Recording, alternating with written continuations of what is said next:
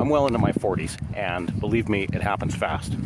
So there's a few pieces of advice that just came to the top of my head as I was out on a walk here. Something that I would tell myself if I was back in my 20s or in my 30s again. This is certainly not a all exhaustive list, and there's so many more things that could be added onto this, but I don't think there's enough time in this video. One of those things that I would tell myself back then is to just take your health seriously early. So make it a habit, make it a part of your lifestyle of just taking care of your health. That means eating better, eating properly, and getting exercise every day and making it part of your lifestyle.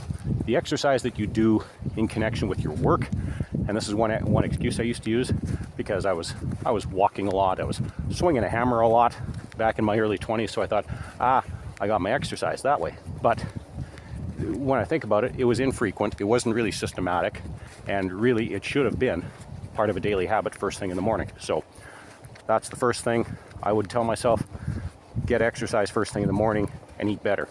I ate a lot of McDonald's in my 20s. I'm ashamed to admit, but that's one piece of advice. Second piece of advice is avoid toxic people. Avoid them early. Get good at detecting who's toxic and who's not. And when you're around people and they just kind of make you feel down. I might have been guilty of this for other people too, but because I was a different person in my 20s as well.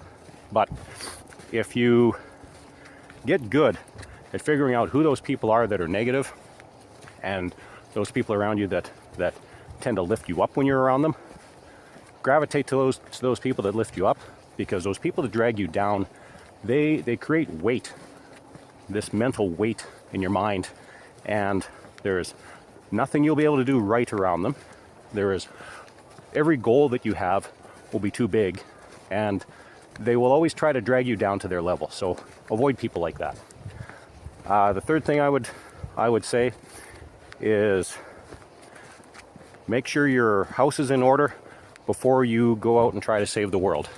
And I was somebody that was involved in politics pretty early on, and to a point where it consumed a lot of my time. I really liked it for a lot of reasons. In some reasons, it kind of gave me a bit of a sense of purpose in some ways, and you know, if you kind of feel like you're making a contribution.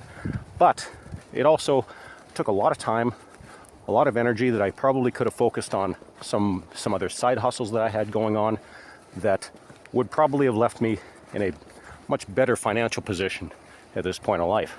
So that's another thing. And the last thing I would think of is plan on a sabbatical. If you can do it every 7 years, that's ideal, but at the very least plan for it by the time you're 40. 40 is a good time to do a check-in and make sure that your life is going the way you want, because you might decide that you want to do the second half of your life differently than you did the first half, because you'll have learned a lot of lessons in the first half. Oh, one last piece of advice: don't get too comfortable. When you're comfortable, you're most vulnerable. So stay frosty.